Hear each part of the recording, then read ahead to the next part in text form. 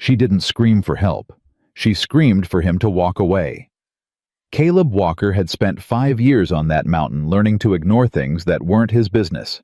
A bound woman bleeding against a dead pine tree that should have been the easiest thing he ever walked past. He didn't walk past. And the moment he saw what was carved into the bark above her head, his own name, he understood exactly what kind of trap he had just stepped into. If this story already has your heart, hit that subscribe button and drop your city in the comments. I want to see how far this mountain reaches. The rope was government issue. Caleb Walker knew that the instant he crouched beside the woman and turned the knot between his fingers. He had seen rope like this exactly twice in his life, both times around his own wrists, both times inside a marshal's office that smelled like whiskey and bad decisions. Triple loop cinch at the back. Tension pulled inward so that any struggle only drew it tighter. Not the work of a desperate man in a hurry. The work of someone trained to make sure a person stayed exactly where they were put. He looked at her wrists. The rope had been on long enough that the skin beneath had gone from raw to something worse. She was still breathing. Barely. "Ma'am." His voice came out rougher than he intended. 5 years of near silence did that to a man. "Ma'am, I need you to hear me." Her head moved. Not much, just enough to tell him her neck still worked. "Don't," she whispered. He thought she meant, "Don't touch her." He reached for the knot anyway. "Don't." Clearer this time, though it cost her. Her eyes cracked open gray. He noticed the color of a sky about 2 hours before a hard rain. Fixed on him with something that wasn't quite fear. "Don't untie me." Caleb stopped with his knife already drawn. In 5 years on that mountain, he had learned to read situations the way other men read newspapers. Fast, practical, with an eye for what the headline wasn't telling you. And what this situation was telling him, loud as a rifle shot, was that a woman who had been tied to a tree in 90-degree heat until she was half out of her mind with pain and blood loss was now using what little strength she had left to tell him not to cut her free. That meant she wasn't afraid of the rope. She was afraid of what happened after. He stayed crouched. Didn't put the knife away, but didn't move it either. "You want to tell me why?" he said. Her jaw worked. She was fighting to stay conscious. He could see it in the way her shoulders kept dipping and catching, the way her eyes threatened to roll before she hauled them back. She had a bad cut above her left ear, dried blood tracking down her neck and into the collar of what had once been a decent riding coat. The coat was territory issue. He recognized that too. "Because," she said slowly, like each word was something she had to dig out from somewhere deep, "if you cut me loose, they'll know someone found me." "Who's they?" Her eyes moved. Not to him, past him, up the slope behind him, toward the ridge where the tree line thinned out and the rock took over. He didn't turn around. He didn't need to. He had spent enough years being hunted to know exactly what it felt like to have eyes on his back. "How many?" he asked quietly. "2," she said. "Maybe 3. They were supposed to come back." A breath. It rattled. He didn't like the sound of it. "To make sure." "Make sure of what?" She looked at him then. Really looked at him for the first time, and something shifted in her face. Not recognition exactly. More like the moment a calculation completes and delivers a result you weren't expecting. "That I was dead," she said. The heat pressed down on both of them. Somewhere up the slope, a hawk turned a slow circle against the white sky and didn't call out. The dry grass bent in a wind that brought no relief, just more dust, just more of the scorched August smell of pine needles baking on rock. Caleb looked at the bark above her head. Someone had carved 3 letters into the tree. Fresh, the wood underneath still pale and wet. Done this morning or last night at the latest. CW. 2 letters. His initials. He felt the cold move through him despite the heat. Not surprise. Surprise had stopped being something he had much access to around year 2 on the mountain. What he felt was something closer to a tired, bone-deep recognition. They were still doing it. 5 years, and they were still building the frame, one piece at a time. "What's your name?" he said. She hesitated. Not the hesitation of someone afraid to answer, the hesitation of someone deciding how much the answer would cost her. "Evelyn," she said finally. "Evelyn Harper." The name didn't land on him immediately. Then it did. "You're the marshal's investigator," he said. She didn't confirm it. She didn't have to. He had been watching the territory from a careful distance for 5 years, watching the law change hands, watching Silas Crow's reach extend from the valley floor all the way up into the offices that were supposed to keep men like Crow in check. He had seen the name Evelyn Harper twice. Once on a territorial bulletin that described her as the only investigator in 3 counties who had never taken Crow's money. Once scratched into the wall of an abandoned trapper's cabin left by someone who had been through before him and wanted whoever came next to know Harper is clean. If you find her, trust her. He hadn't written that. But he had read it 4 times. "They made their case then," he said. "Left you here with my initials above your head. Marshal comes up to check on you, finds you dead or close enough to it, sees the carving. Open and shut. That was the plan," Evelyn said. Her voice was getting steadier. She was using the conversation to anchor herself. He understood, pulling herself back from the edge through sheer will, because will was the only tool she had left. "Crow's been building toward this for 3 months. He needed something that would let him call in federal support to flush you out. A dead investigator tied to your initials does that." "Does that bother you?" Caleb said. "That they used you as the bait?" "It bothers me," she said, "that I walked right into it." He almost said something then. He didn't. He had learned that there was a particular kind of pain that came from being professionally outmaneuvered by someone you'd underestimated, and that pain needed space, not comfort. "You said they were coming back," he said. "Before dark." He looked at the sky. The sun was already past its peak, dropping toward the western ridgeline. 4 hours, maybe less. "All right," he said. He moved the knife. "I told you. I heard you." He didn't cut the rope. He cut the section of it that connected her to the tree, leaving her wrists still bound, but separating her from the pine. "If we leave the knots on until we're out of sight line from the ridge, anyone watching reads it as you still being where they left you. Buys us time." She stared at him. "You've thought about being followed before," she said. "Once or twice." He got an arm under her shoulders, and she didn't fight him, which told him how badly she was hurt. The woman who hadn't wanted to be cut loose, who had used her last energy reserves to warn him that woman didn't accept help without at least a token resistance, unless her body had simply stopped giving her the option. She was heavier than she looked. Solid through the shoulders, not delicate, not the soft weight of someone who'd been behind a desk. She had muscle under that coat, the kind that came from years of field work. And she was burning up. Fever already setting in from whatever that cut on her head had introduced to her bloodstream. He got her upright. She sucked in a breath through her teeth that she tried hard not to let become anything louder, and mostly succeeded. "Which direction?" she managed. "North. There's a cut in the rock face about a half-mile up that you can't see from the ridge. I've been using it." "You've been on this mountain the whole time," she said. Not a question. "Most of it." "Crow thinks you crossed into Colorado 2 years ago." "Crow thinks what I wanted him to think." She didn't respond to that immediately.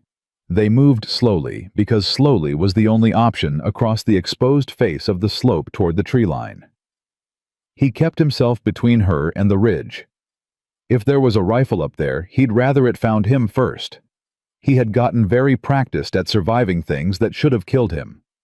He hadn't had that practice when it was someone else.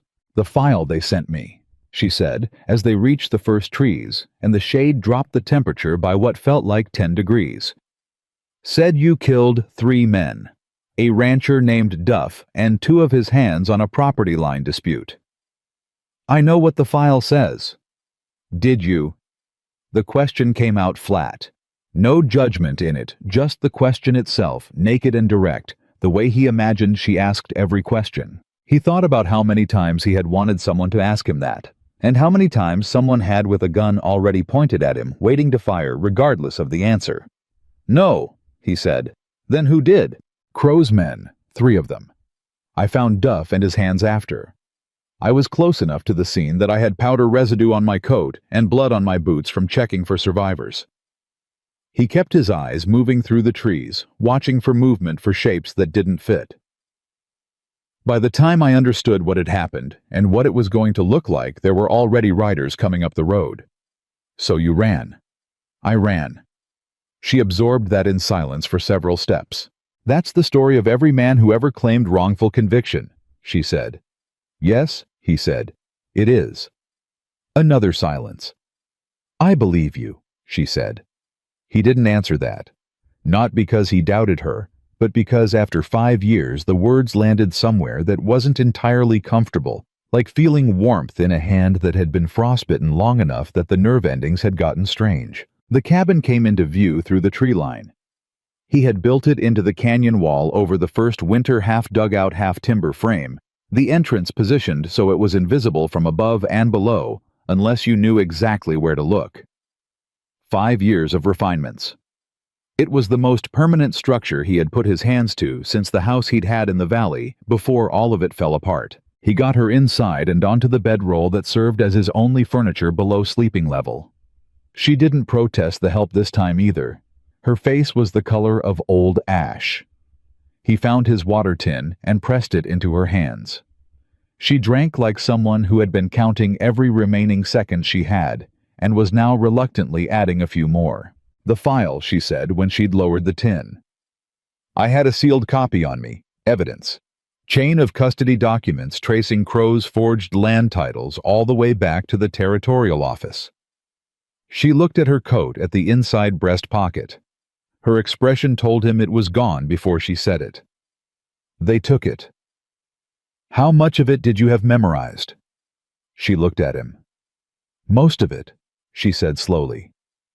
Then the file isn't gone, he said. It's just in a different format. Something moved across her face. It might have been the closest thing to surprised she was capable of in her current condition. She studied him the same thorough, professionally detached appraisal she had probably used on every subject she'd ever investigated, except that this time the calculation at the end of it seemed to produce an answer that didn't fit the category she'd prepared for him. They told me, she said carefully, that you were dangerous. I am dangerous. They told me you were unpredictable, that you'd been out here alone so long you'd gone feral. She paused. They were trying to make me afraid of you. Were you... She considered this with a seriousness he respected. A little, she said. When I first saw you coming through the grass, I thought this is it. This is how Crow closes it.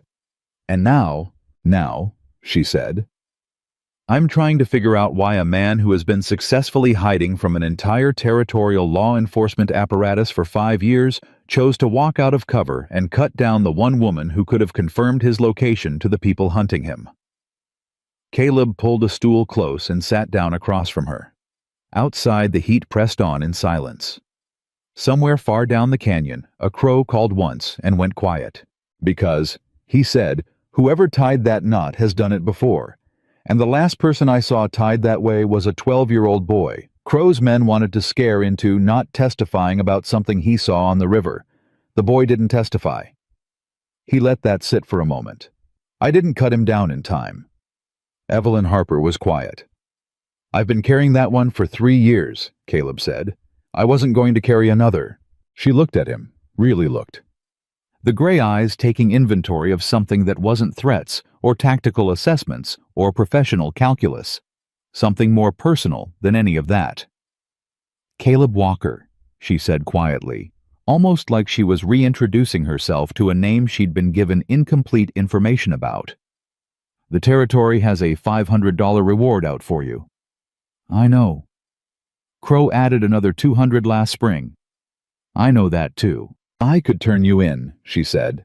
Not threatening, just factual the way she seemed to do most things. Even now, even with what I know. You could try, he said. The corner of her mouth moved.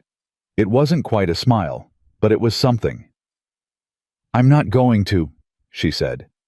I know that too, he said. She leaned her head back against the canyon wall and closed her eyes. Her breathing was still too shallow, still carrying that faint rattle that he was going to have to deal with before it became something worse.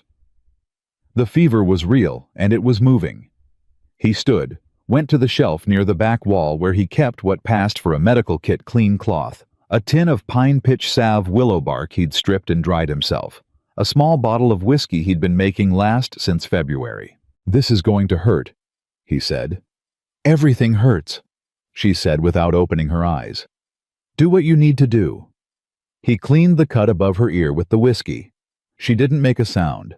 Not because she wasn't feeling it. The tendons in her jaw said she felt every second of it, but because she had apparently decided that the sound was something she wasn't going to give him, or the pain, or whoever had put her on that tree. He respected that more than he had words for.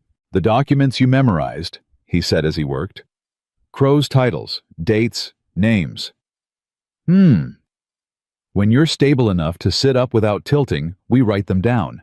Everything you can recall. We build the case again from what you have in your head." "That's not legally admissible without the originals," she said. "It tells us where to look for the originals," he said. "Or copies. Crow files through the territorial office. That means duplicates. He can't control every copy, just the ones he knows about." A silence. "You've been thinking about this," she said. "For 5 years," he said. "I've had time." He finished with the cut, pressed the cloth against it to hold, until the bleeding fully stopped and sat back. Evelyn Harper opened her eyes and looked at the low ceiling of the cabin, with the expression of someone reviewing a plan they hadn't written, but were rapidly adopting as their own. "There's a telegraph line," she said. "Runs from Heron Creek up to the Northern Territorial Office. Bypasses Crow's County entirely." "I know the line. If we could get a message on it direct to the federal circuit judge in Denver, not the territorial office, federal. Crow doesn't own federal." "Not yet," Caleb said. She turned her head to look at him. "You think he's working on it?" "I think a man who's spent 15 years buying every lever of power within 100 miles doesn't stop at county lines because it's polite." He set the whiskey bottle back on the shelf. "But federal's harder. Takes longer. If we move before he's finished building up there, we've still got a clean channel." Outside, the sun was dropping. He could feel the shift in the light even inside the cabin, the way the angle changed and the heat eased by a single degree, just enough to remind you that night was coming. The men on the ridge would be moving soon. "You need to sleep," he said. "I need to—" "You need to sleep," he said again, steady, "because in about 2 hours, I'm going to need you to be awake and functional, and right now you're running on about a quarter of what that requires. So sleep. I'll watch." She looked at him with those gray eyes for a long moment. "You're going to make a very inconvenient ally," she said. "I've been told," he said. She closed her eyes. He moved to the entrance of the cabin and stood where he could see the slope without being seen himself. The skill of 5 years, reduced to a posture a particular way of holding his body in shadow. He didn't think about Silas Crow just then. He didn't think about the ridge or the men on it, or the $207 someone would collect for putting a bullet in him. He thought about a 12-year-old boy on a riverbank 3 years ago, and about how some debts don't care how long you've been paying them. They just wait. He heard them before he saw them. 2 sets of boots on dry rock. One heavier, one quicker. The kind of uneven rhythm that meant one man leading and one man trying to keep up without looking like he was trying. Caleb had been listening to the mountain long enough that he could read footsteps the way a preacher reads scripture. Confident on the approach, not cautious. Which meant they didn't know anyone was here. Which meant the woman inside was still in their calculations exactly where they'd left her. He pressed himself flat against the canyon wall and didn't breathe. They stopped about 30 yards out. "She should be right here." The first voice low annoyed the voice of a man who had been given a simple job and was now discovering it had gotten complicated. "Crow said the tree on the left side of the pass. The dead one." "That is the dead one." A pause. "She ain't on it." Caleb counted to 3 inside his head. "Maybe she got loose." "She didn't get loose. I tied those knots myself." Another pause longer this time, and Caleb could feel the shift in it the moment confusion started curdling into something more dangerous. Men who couldn't explain a problem had a habit of deciding someone else had caused it. "Walker," the first voice said, and that was all he needed to hear. He was back inside the cabin in 4 steps, hand on Evelyn's shoulder, before she'd fully surfaced from sleep. She came up fast, no disorientation, no soft blinking, just eyes open and hand moving toward where her gun should have been before she remembered they'd taken it. "2 men," he said quietly. 30 yards. They know I'm in the area." She was on her feet before he finished the sentence. Pale, still jaw set against whatever the movement cost her. She didn't ask how he knew. She didn't waste time being impressed. She just said, "One exit. One they can see. There's a secondary crawl through the back, comes out 40 feet up the canyon wall. Tight." "How tight?" "Tight." She looked at the entrance, looked at him, made the calculation in about 2 seconds flat. "You go high," she said. "I'll draw them to the entrance. You can barely stand." "I'm standing right now, aren't I?" He wanted to argue. He looked at her face and understood that arguing was going to cost him more time than it saved. "You draw them to the entrance." He said, "You stay inside the door frame. You don't step out." "I know how to handle a doorway." "They took your gun." She reached past him and lifted the spare revolver off the wall peg where he'd hung it that morning without thinking about it. Checked the cylinder smooth, practiced the check of someone who had done it 10,000 times. Snapped it shut. "Not anymore," she said. He went out the back.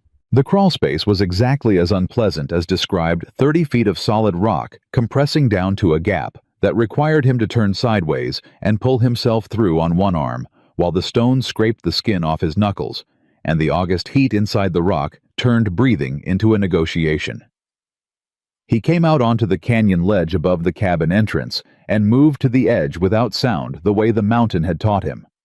Below, the 2 men had found the cabin. They were standing about 15 feet from the entrance, and they had their guns out, not aimed at anything specific, just out the posture of men who had decided that pulling iron first was the safest philosophy when a situation had gone sideways. "Hello." The second man, younger voice, more uncertain. He was the one trying to keep up. "Anyone in there?" Silence from inside. "We know someone cut her down." The first man again steadier, doing the talking for both of them. "We ain't here to cause trouble. Just want to talk." Caleb watched him say it and noted that the gun in his hand was pointed directly at the cabin entrance. He noted that. Then the cabin door opened. Evelyn stepped into the doorframe, not out exactly as he'd said, but visible, and the sight of her standing upright when she was supposed to be half dead against a pine tree hit both men like a physical force. The younger one actually stepped back. "You want to talk?" Evelyn said. Her voice carried a clarity that had no business coming from a woman running a fever with a head wound. "Then put the guns down and talk." The first man recovered faster than his partner. "Ma'am, I think you better step out here slow and—" "I think," Evelyn said, "you better tell Silas Crow that his plan has a problem." That landed. Neither man moved. Caleb watched the first one's shoulders do the thing shoulders did, when a brain was working very fast and not liking any of the answers it was coming up with. He watched the younger one's eyes go to the tree line, looking for backup, looking for an exit, looking for someone to tell him what to do. "Crow, we don't know what you tied me to a tree with government rope," Evelyn said, "using a marshal's restraint knot, and you carved initials above my head that match the name of the man Crow has been trying to frame for 5 years. Now either you want to have an honest conversation about that or you don't. But I want you to understand something before you decide." She paused, just long enough. "I'm not the only one here." Both men looked up. Caleb was already standing on the ledge above them with his rifle level, not aimed at either one specifically, aimed at the space between them, which was somehow worse. The younger one dropped his gun immediately. It hit the rock and he stepped back from it like it had burned him. The first man was slower. He was thinking about angles, about odds, about whether the shot from above was as certain as it looked. Caleb watched him think it and didn't move the rifle. "Son," Caleb said quietly, "I have been living on this mountain for 5 years. I have made that shot in worse light than this on moving targets." He let that breathe for a second. "You are not a moving target." The gun came down. He had them inside the cabin 5 minutes later, wrists tied with their own rope government issue, same as what had been on Evelyn, and sitting with their backs against the wall, while Evelyn stood across from them with the revolver easy in her hand and the fever in her face that she was refusing through what appeared to be pure determination to acknowledge. The younger one talked first. They always did. His name was Roy. 22 years old, 6 months working for Crow's operation as a ranch hand who had drifted into courier work, and then into the gray area where courier work stopped being about moving cattle records and started being about other things.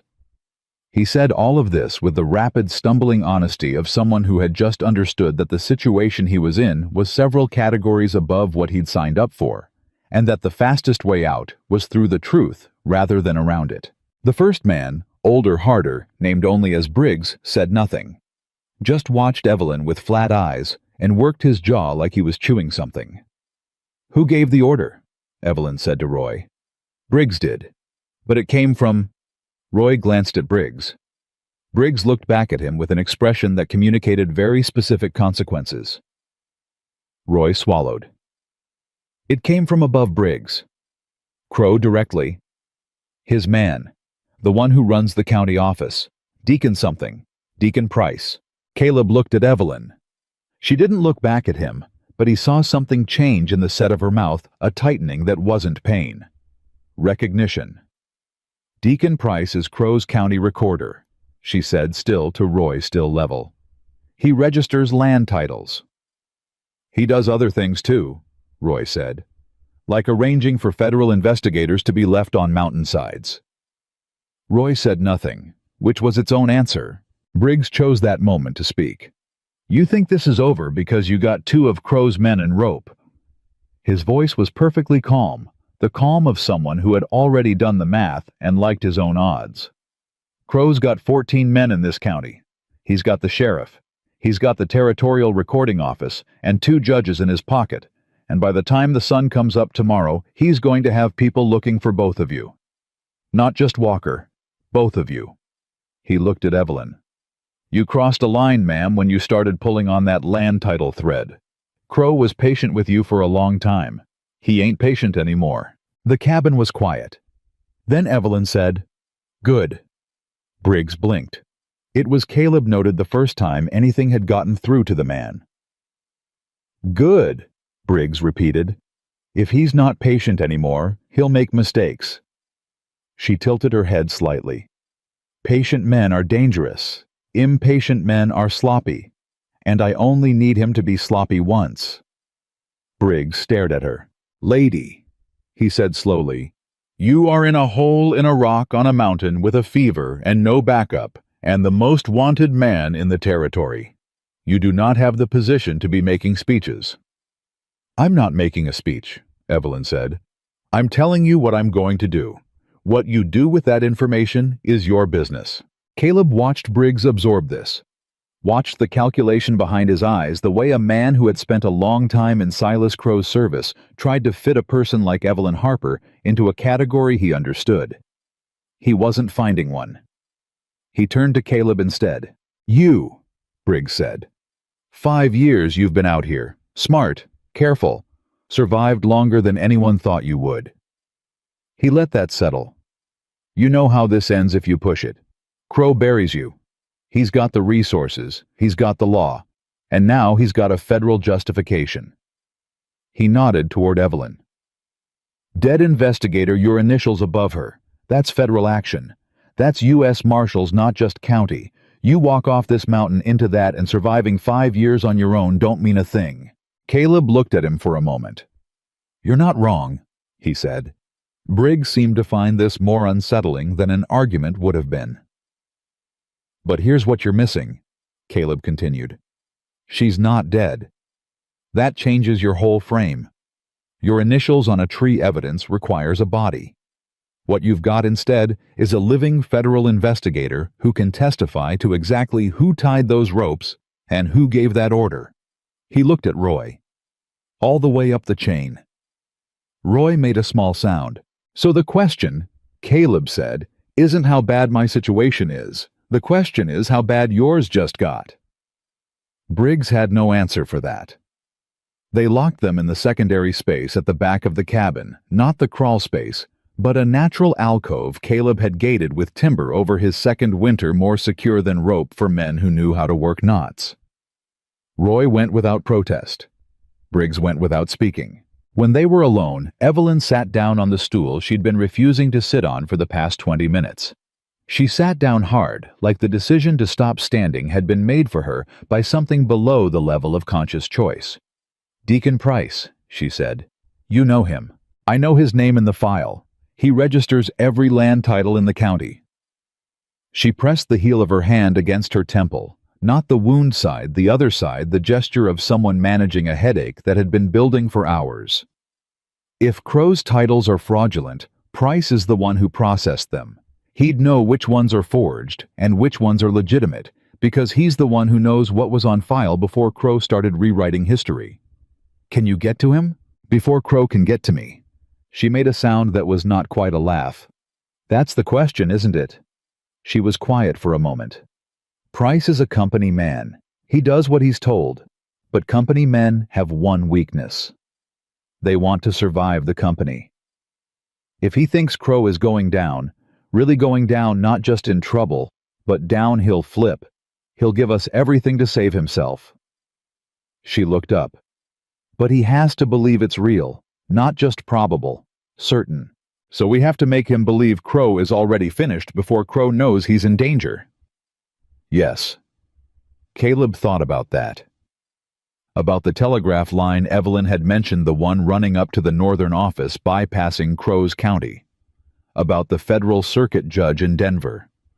About what it would take to make a message on that line read like something that couldn't be ignored. "You mentioned a judge," he said. "Judge Alderman, Calvin Alderman. He's been on the federal circuit for 11 years.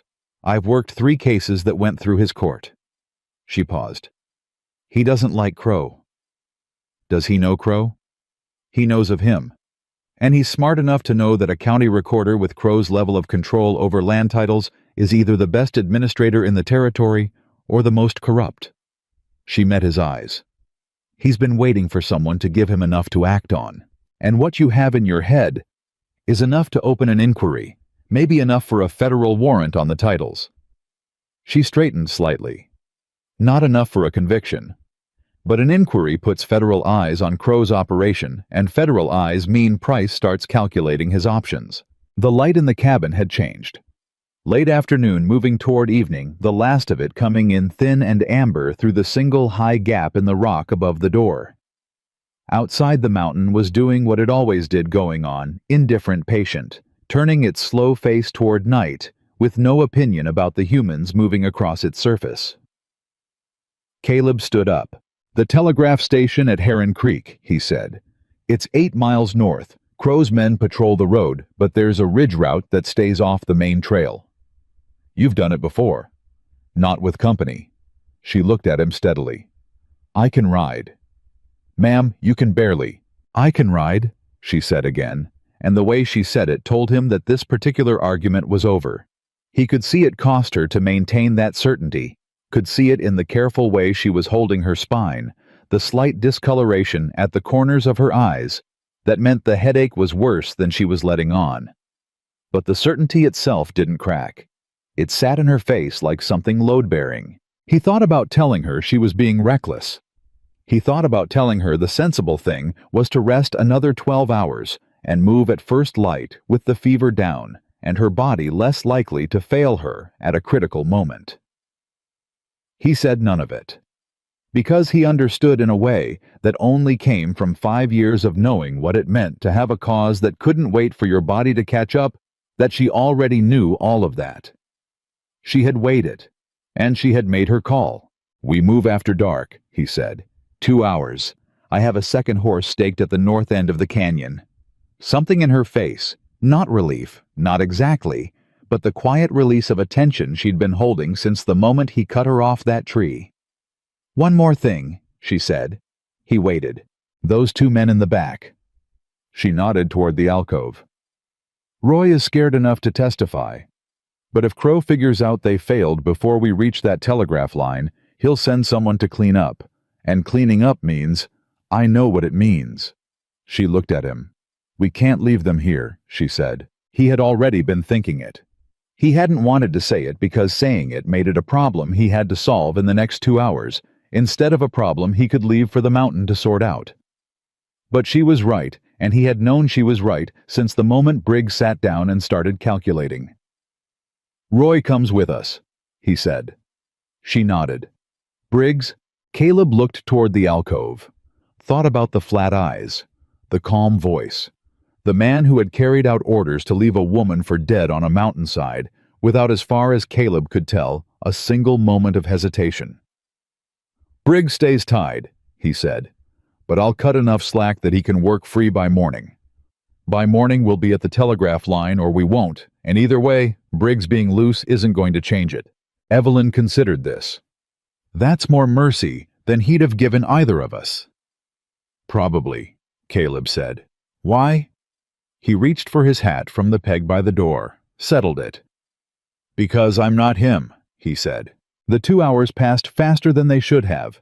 Caleb spent them checking the ridge route in his head, running through the 8 miles the way he had run through 100 dangerous miles over 5 years, not with confidence, which was a luxury, but with the particular focused competence that came from having survived everything that was supposed to stop you.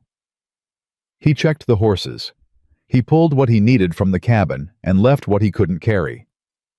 He made sure Roy understood in plain terms what cooperation looked like and what the alternative was, and Roy understood very quickly, because Roy was not a complicated man who had gotten into a complicated situation, which was a different and much more manageable problem than a complicated man in the same situation.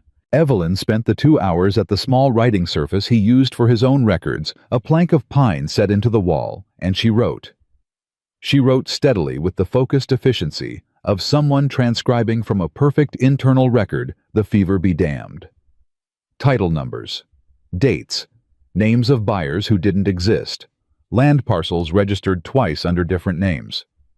The internal structure of a fraud so thorough and so long-running that it must have seemed to Silas Crow entirely invulnerable. When she finished, she had 4 pages in a tight, angular hand. She looked at them for a moment. Then she looked at Caleb. If something happens to me before we reach that telegraph line, she said, these pages go to Judge Alderman, not the territorial office, not the county, federal only. Nothing's going to happen to you. That's not a promise you can make. He looked at her. No, he said. It isn't. She folded the pages and tucked them inside her coat in the pocket where the original file had been. The gesture had a finality to it, not defeat, not fear. Just the clear-eyed practicality of a woman who had looked at the odds and decided to move anyway. Then let's go, she said. Outside, the mountain had gone dark. The sky above the canyon was thick with stars. The kind of stars that only showed themselves this far from any town, this far from any light that human hands had made.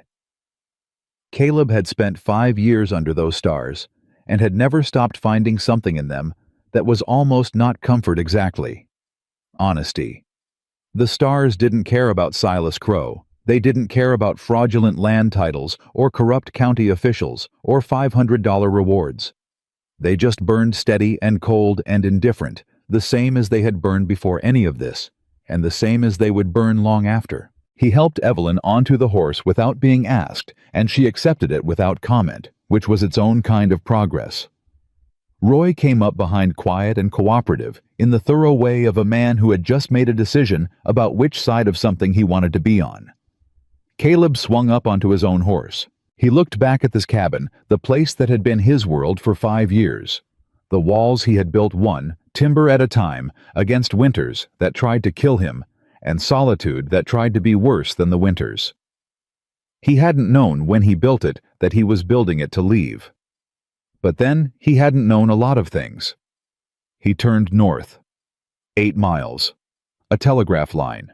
And a judge in Denver who didn't like Silas Crow. He nudged the horse forward and didn't look back again. They had been moving for 40 minutes along the ridge route, the horses quiet. The dark settled around them with the specific density of an August mountain night when Roy said from 3 feet behind Caleb's left shoulder, "There's something you should know." Caleb didn't stop. "Say it." "Crow doesn't just know you're on this mountain," Roy said. His voice had the stripped quality of a man who had decided to burn down every bridge he had left and was watching them go with something between relief and terror. "He's known the whole time. The whole 5 years." The horses moved. The stars burned. Caleb felt something cold walk through him that had nothing to do with the night air. "What do you mean he's known?" Evelyn said. Her voice was controlled. Very controlled. "He's let you stay," Roy said to Caleb. "On purpose. As long as you were up here, you were contained, isolated. Nobody was going to believe a word you said about anything as long as you were a wanted man on a mountain. And if he ever needed to make a move, make you useful, he knew exactly where to find you." The cold thing in Caleb's chest settled deeper. "He was going to use me," he said. "He was going to use the story of you," Roy said. "Frame you for something big enough to justify federal action. Something with a witness. A federal witness." He paused. "I didn't know it was going to be her. I swear to God I didn't know who she was when Briggs told me we were making sure someone stayed on a tree." Silence. Then Evelyn said very quietly, "He wasn't keeping Caleb in reserve as an escape valve." "No, ma'am." "He was keeping him as a weapon." "Yes, ma'am." The horses picked their way along the dark ridge, and Caleb Walker rode at the front of the line with this new knowledge sitting in him like a stone dropped into still water, the rings of it moving out through everything he thought he had understood about his 5 years on the mountain. His survival hadn't been skill. Or it had been skill, and it had been something else too. Something he hadn't accounted for. He hadn't been hiding from Silas Crow. Silas Crow had been keeping him. He thought about that boy on the riverbank again, 3 years ago, the knot he hadn't cut in time. He thought about how differently that memory felt now. And he kept riding north. The telegraph station at Heron Creek was dark when they reached it. Not the dark of a place closed for the night. The dark of a place that had been closed deliberately. The door was shut wrong. Caleb noticed it immediately. The way a man notices a thing that doesn't fit the pattern his eyes have been trained to expect. The latch was engaged from the outside, but the wood around the frame had been disturbed. Someone had been here recently and left in a hurry and made sure the door looked untouched from a distance. It didn't look untouched up close. He held up a fist without turning around. The horses stopped. Roy pulled his mount in tight without being told, which meant Roy was learning and learning fast, which was the only thing about Roy that was currently useful. Evelyn came up alongside Caleb. She looked at the door. She looked at him. "How long?" she said quietly. "Hour? Maybe 2. He studied the ground around the station entrance without dismounting. 2 men on foot. They came from the south road, and they left the same way. Crow's people. Someone who knew to come here. He turned that over. Which means someone knew we'd try for this line. Evelyn was quiet for a moment. "Briggs?" Caleb looked at her. "We left Briggs tied but alive," she said. "We said that either we'd reach the telegraph line or we wouldn't, and Briggs being loose wouldn't change it." She met his eyes. "We were wrong." The cold thing that had settled in Caleb's chest during Roy's revelation on the ridge shifted, rearranged itself into something sharper. He had given Briggs enough slack to work free by morning. He had calculated morning as sufficient lead time. He had calculated wrong, because Briggs was not a man who needed a full night to work a knot. Briggs was a man who had been tying and untying knots his whole professional life, and the slack Caleb had left him had probably lasted 90 minutes at the outside. 90 minutes. Enough to reach a relay point. Enough to get a message moving south to wherever Crow kept his night operations. "How far to the next line?" Evelyn said. "Ridge cross, 14 miles east." He looked at the sky. 2 hours until dawn, maybe less. "We'd be riding in daylight." Is there another option? He thought about it. Actually thought about it the way he thought about problems on the mountain. Not with hope, which was a feeling, but with inventory, which was a practice. What he had, what he needed, what the gap between them required. "The station operator," he said. "What about him?" "His name is Garrett, Elias Garrett. He's been running the station for 6 years. Lives a quarter-mile north in a farmhouse." He paused.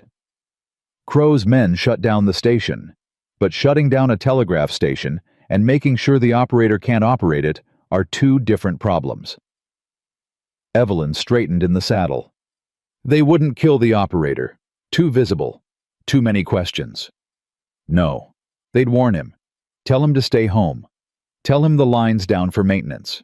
But the line isn't down. "No," Caleb said. "It isn't." She looked at the station, looked north in the direction of the farmhouse, made the calculation the same way she made every calculation, fast, thorough, and without sentiment. "We need him to open that station," she said. "We do. And he's going to open his door in the middle of the night to the most wanted man in the territory." "He might," Caleb said, "if the right person does the asking." Evelyn looked at him. A long moment. "I'll go," she said. "You're running a fever and you're—" "I'm a federal investigator with a badge that is still legally valid, regardless of what Crow's men did to the station." She was already pulling her coat straight, doing the small automatic things that people did when they were preparing to be seen.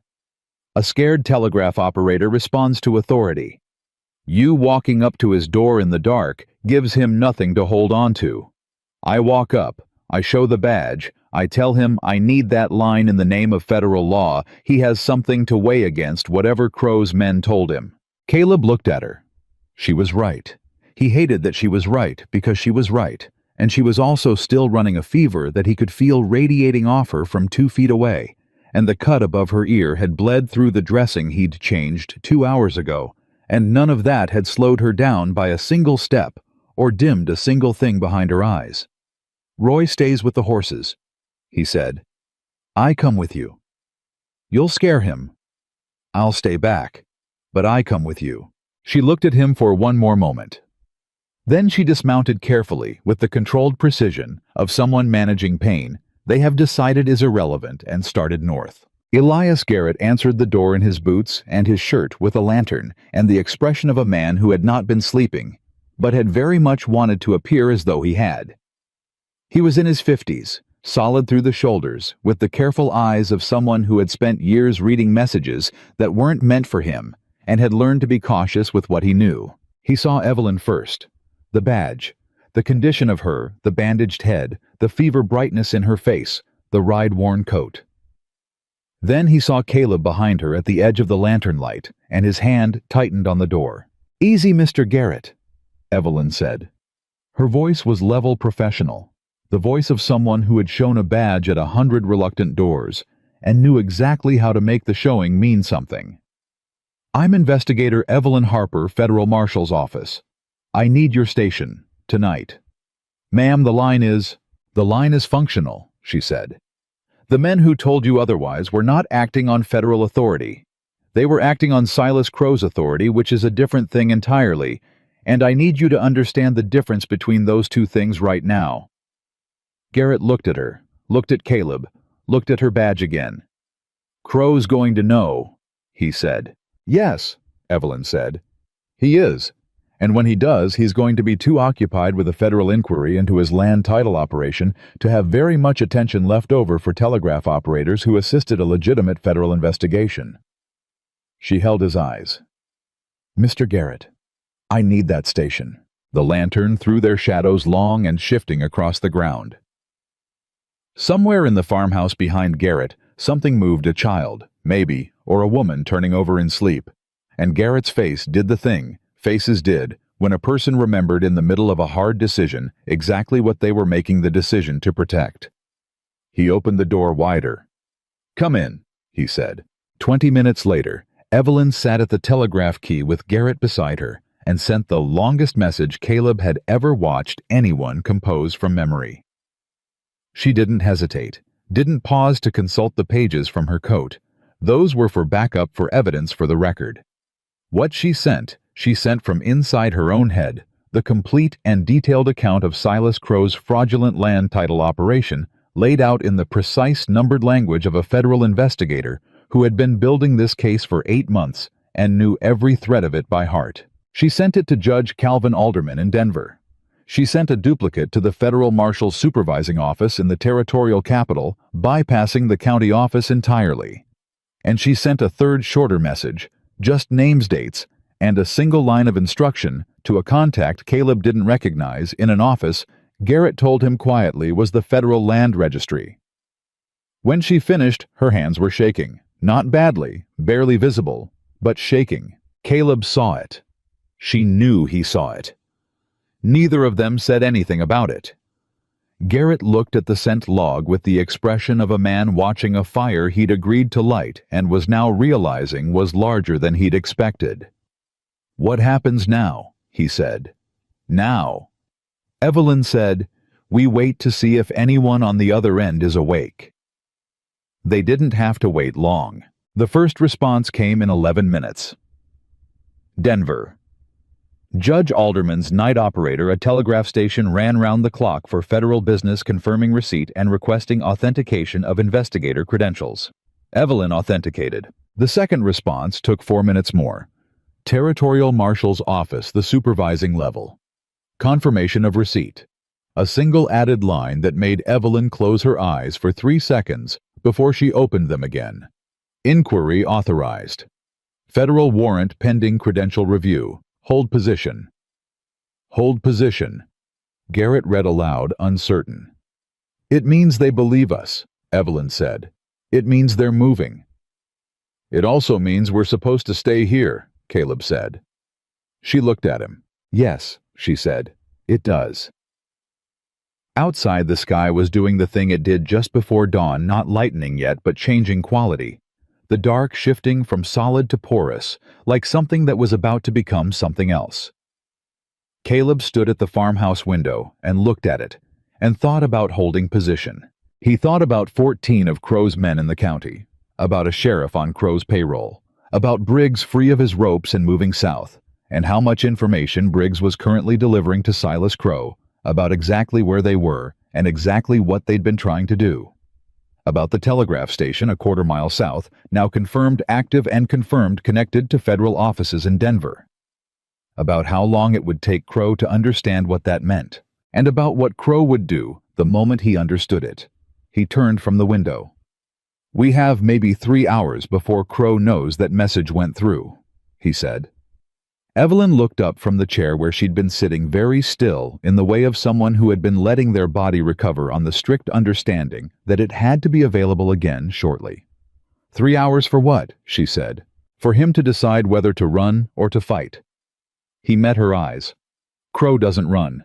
He's never had to. Every time something threatened him, he had enough law in his pocket to bury it. This is the first time he doesn't have that. He let that sit for a beat. Which means he fights. And the way Crow fights is he removes the problem at the source." "We're the source," Evelyn said. "We're the source," Caleb said. Garrett had gone very still in the corner. "Mr. Garrett," Caleb said, "is there somewhere your family can go this morning? Someone nearby, somewhere that isn't here?" Garrett looked at him, looked at Evelyn. His jaw worked. "My sister," he said, "south of the creek, 2 miles. "I'd take them there now," Caleb said. "Not an order, not quite. The way you said a thing when the situation had made the right answer obvious and you were just the person pointing at it." Garrett stood. Moved toward the back of the house without another word, and the sound of him waking people and speaking low and urgent was the sound of a man who had just understood completely what he'd agreed to let into his house. When he was gone, Evelyn said, "You think Crow will come here?" "I think Crow will send someone here. He'll come to the station." Caleb moved away from the window. "If that station is his only way to intercept or contradict what just went to Denver, he'll want to control it, or destroy it. He can't destroy it, it's federal infrastructure. He can destroy the operator's credibility, say the messages were sent under duress, that the authentication was coerced." He looked at her. "Do you see the problem?" She saw it. He watched her see it. The quick, careful intelligence behind those gray eyes processing the new shape of the situation, finding the weak point in what they'd just accomplished. "Garrett," she said. "Garrett is the only person besides us who can confirm those messages were sent voluntarily." He held her gaze. "If Crow gets to Garrett before the federal response arrives, then it becomes our word against Crow's," she said. "And our word is a wanted man and a compromised investigator who was found on a mountainside." "Yes." She stood up from the chair. The movement was not smooth. It had the quality of a person operating past what their body was currently offering, running on something that was not energy anymore, but was close enough to serve. She straightened, put her hand on the revolver. "Then Garrett doesn't go to his sister's alone," she said. "No. Roy," she said. Caleb nodded. "Roy takes Garrett and his family south, stays with them, keeps his head down. And if anyone asks Roy what he knows everything," she said. "And he's already scared enough to tell it." A pause. "That's 3 witnesses, Roy, Garrett, and me." 2 witnesses and a federal investigator," Caleb said. Something moved through her face. It wasn't vanity, it wasn't personal. It was the thing that happened when a professional was reminded that their status, their years, their credibility still meant something even when the people who'd sent them into the field had been bought. "Right," she said quietly. 2 witnesses and a federal investigator. They got Roy and Garrett sorted in 15 minutes. Roy, to his credit, didn't ask questions. He looked at Caleb, looked at Evelyn, looked at the Garrett family, standing in the farmhouse doorway, with the expression of people who had been very suddenly removed from the life they'd been living, and he said, "South Road to the creek crossing." And when Caleb said yes, Roy said, "I know it." And that was the entirety of his objection. Garrett paused at the door.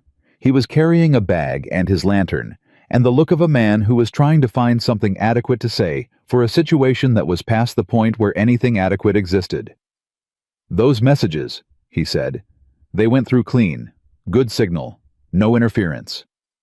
"I know," Evelyn said. "I just—" He stopped. "I want you to know that I know what I sent, what was in it, and I know it's true. I've been watching Crow operate in this county for 6 years, and I know what I know." He met her eyes. "You've got a witness in me that goes beyond just operating the key." Evelyn looked at him for a moment. "Thank you, Mr. Garrett," she said. And she meant it completely without the professional wrapper. Just the words direct and real. He nodded, followed his family into the dark. They were alone. Caleb looked at Evelyn. "The station," she said. "The station," he agreed. They went back. Inside the telegraph equipment sat silent, the line open but quiet, waiting. Evelyn sat back down at the key. Not to send, to listen. To be present when something came back from Denver, or from the territorial office, or from wherever the gears they'd set in motion were now turning. Caleb stood by the door. The sky outside was definitively changing now.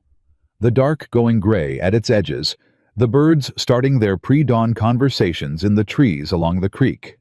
The world getting ready to be visible again, whether the people in it were ready for what visibility would show. "Tell me about Price," he said. Evelyn looked up. "Deacon Price. You said he was a company man, that he'd flip if he believed Crow was finished." He leaned against the doorframe. "What makes you certain he hasn't already covered himself destroyed records? He's had years. He hasn't destroyed them because destroying them costs him his leverage," she said. "The records are Price's insurance policy. As long as he has them, he has something to trade. As long as he has something to trade, he's valuable. The moment he destroys the records, he becomes just another man who participated in a fraud with no documentation to prove he's more useful than the others." "Smart," Caleb said. "Careful," she corrected. "Careful and smart aren't the same thing. Smart would have been not taking Crow's money in the first place." The key clicked. Both of them went still. Evelyn leaned in. Her hand moved to the receiver, hovering, not touching. She read it incoming. Her lips moving slightly, and Caleb watched her face for the translation because reading Morse at speed was not something in his 5 years of mountain education. Her face went through something. "What?" he said. She sat back. Her hands were steady again. The shaking from earlier was gone, replaced by something that was very still in a different way. "Federal warrant issued," she said. "Judge Alderman signed it 40 minutes after receiving my message. Land Title Records County Recorder's Office, immediate seizure and review." She paused. "And a material witness summons. Deacon Price." The silence in the station felt different than the silence before. "They moved fast," Caleb said. "Alderman has been waiting," she said. "I told you, he just needed something solid enough to act on." "Does Price know yet?" "The summons goes through the federal marshal's office in the territorial capital, not the county." She was thinking out loud now, running the logistics the way she ran everything, with the sequential, unflinching clarity of someone who had been trained to see consequences 3 steps ahead. Price won't know until federal marshals show up at the county recorder's office. If that happens before Crow can warn him, Price panics, Caleb said. Price talks, she said, to whoever is there when he panics. And federal marshals showing up at his door before Crow shows up at his door is the difference between Price being a witness for the prosecution and Price being a loose end that Crow needs to manage. Caleb was already doing the math. The territorial capital was east full day's ride.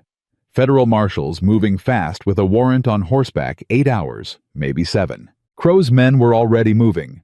Roy's information, Briggs's escape, and the station shut down. Crow knew something had gone wrong with his plan. He didn't know yet what shape the wrong had taken. But he would. "How much time before Crow figures out that warrant exists?" Caleb said. "He'll know when his man at the territorial office sees the paperwork," Evelyn said. "He has a man there, I'm certain of it. Maybe 2 hours, maybe less." "And Price is in town." "County recorder's office. He's there every morning by 7. It's nearly 6. She met his eyes. The thing that passed between them in that moment was not a plan. A plan took longer. What it was the mutual recognition of a window narrow, closing the kind of window that you either went through or watched shut, with the understanding that it would not open again. "There's a road," Caleb said. "Cuts down from the ridge into town. 40 minutes on a good horse. I know it. You'd be riding into Crow's County," she said. "In daylight, with a warrant Price on your head. I'd be riding in to get to Price before Crow does. Caleb, if Price gets Crow's version of events before he gets ours," he said, "he calculates different. He decides Crow can still protect him. And if Price decides that we lose the one person who can confirm every document in your file without us having to produce the originals." She stared at him. "You're talking about riding into town," she said again. "I'm talking about going to get your witness," he said, "by yourself. You need to stay on that key. When the next message comes from Denver or the territorial office, you need to be the person who receives it. You're the authenticated investigator. Your responses carry legal weight that mine don't. You don't have legal weight of any kind. You're a wanted man." "I know what I am," he said. And the way he said it was very quiet, not hard, not defeated, just the plain statement of a man who had been living inside that particular fact for 5 years and had developed an accurate and unromantic relationship with it. "But I'm also the only one here who can get to Price and back before Crow's men cut off the road. If they catch you, they've been trying to catch me for 5 years. This isn't the mountain, Caleb. This is town. In daylight." "No," he said. "It's the edge of town, before daylight, and then back up the ridge road before anyone who matters has had their morning coffee." She was looking at him with an expression he hadn't seen on her before, not assessment, not calculation. Something more personal than that. Something that cost her to show. "You'd do that," she said, not a question. "I'd do that," he said, "for a case." "For the right outcome," he said, "which is what the case is for." She was quiet. "Price will be scared," she said finally. "He'll look for a reason not to believe you." You need to give him something he can verify, something that proves the federal warrant is real, without him being able to call the county office to check, because the county office is compromised. What do I give him? She reached into her coat, pulled the folded pages, the ones she'd written at the cabin by lantern light, the full reconstruction of Crow's operation from memory. She held them out. Those are the only copies, Caleb said. Yes, she said. He looked at the pages, looked at her. Evelyn, if you get to Price and he reads those pages and he sees that a federal investigator has already reconstructed the entire operation from memory, alone, he'll know the records don't protect him anymore. He'll know the only thing that protects him now is cooperation. Her hand was steady, holding the pages out. Take them. He took them, folded them, put them in his coat. And if something goes wrong, he said, then you still have them, she said, and you find a way. He looked at her for a long moment. The gray eyes, the steady hands, the fever that she was treating as a minor inconvenience because she had decided it was a minor inconvenience. I'll be back before 8, he said. Don't make promises you can't guarantee. I'm not promising, he said. I'm planning. Something moved across her face again, that thing that wasn't quite a smile, but occupied the same space. Go, she said. He went. The road to town cut down through rock and dry timber at a pitch that would have been impassable in winter and was merely aggressive in August. Caleb rode it in the gray pre-dawn at the speed of a man who knew exactly how much he could ask of a horse on a grade, and exactly where the margins were, because he had ridden this ridge in the dark twice before in different years, for different reasons. And the mountain had a long memory, and so did he. He was a mile from the edge of town when he heard the riders. Not ahead of him, behind him. 3 horses, moving fast, knowing the road. He didn't stop. He pushed the horse harder, came down off the ridge onto the flat approach road, and turned left through the back arrangement of buildings that served as the untidy rear face of a town that presented a cleaner front to the main street. He knew which building was the county recorder's office because he had looked at the town's layout from the ridge enough times to have memorized it. He knew which window faced the alley. He swung down from the horse at the alley entrance and tied the reins fast to a post and moved to the window. The window was lit. Price was already there. Caleb rapped on the glass 3 times quick, the kind of knock that said, "This is not a casual visit." Movement inside. A shadow. A face appeared at the glass, pale and startled, a man in his 40s with the look of someone who had not slept and was engaged in an urgent relationship with a pile of documents on his desk, documents he was burning. Caleb saw the small iron stove in the corner. The papers going into it. The smoke. He hit the window harder. "Price," he said through the glass. "Federal warrant. Your name is on it. Stop burning and open this window, or the next knock is a federal marshal's fist and you lose your chance to cooperate." The face at the window went through 5 different expressions in about 2 seconds. Then the window opened. "Who are you?" Price said, though his eyes said he already knew. "The man Silas Crow framed," Caleb said. "And the man who spent the night helping a federal investigator send the full account of Crow's land fraud to Judge Alderman in Denver." He reached into his coat and pulled out Evelyn's pages. "She reconstructed your records from memory, every title, every date, every forged buyer." He held them up so Price could see them. "The warrant doesn't need your originals anymore, but it does need you." Price stared at the pages. His hands, Caleb noticed, had stopped moving toward the stove. "Those riders behind me?" Caleb said, quieter, now steady, "are Crow's men. They are 3 minutes behind me. When they get here, they will tell you that Crow can protect you and that the federal action is containable and that you should sit tight and trust him." He let that breathe for exactly 1 second. "And Silas Crow has been telling people things like that for 15 years, and the people who believed him are not, generally speaking, doing well." Price's jaw was working. He looked at the stove, looked at the pages in Caleb's hand. "If I cooperate," he said, "if I give them the originals, what I haven't burned, federal protection, material witness, your testimony is worth more to them than your prosecution." Caleb held his gaze. But only if you move now. Right now. Before those riders reach this building. The sound of hooves on the main street a block over. Coming fast, slowing looking. Price made his decision. He reached under the desk and pulled out a locked box, the flat fireproof kind that government offices kept for documents that needed to survive exactly the kind of emergency Price had been trying to create just 60 seconds ago. "There's a back door," he said. "I know there is," Caleb said. "Let's go." Price moved faster than Caleb expected. The man was soft through the middle and had the careful, unhurried movements of someone who had spent 15 years behind a desk making sure nothing he did could ever be traced directly back to him. But the sound of hooves on the main street had done something to all of that, had stripped the careful right off him, and left something younger and more afraid underneath. And fear, Caleb had long since learned, was the most reliable engine there was. They came out the back door into the alley. Price had the lockbox under one arm and his coat half on and his hat not on at all, and he was breathing through his mouth in the short, effortful way of a man whose body was receiving information about the situation that his mind was still trying to argue with.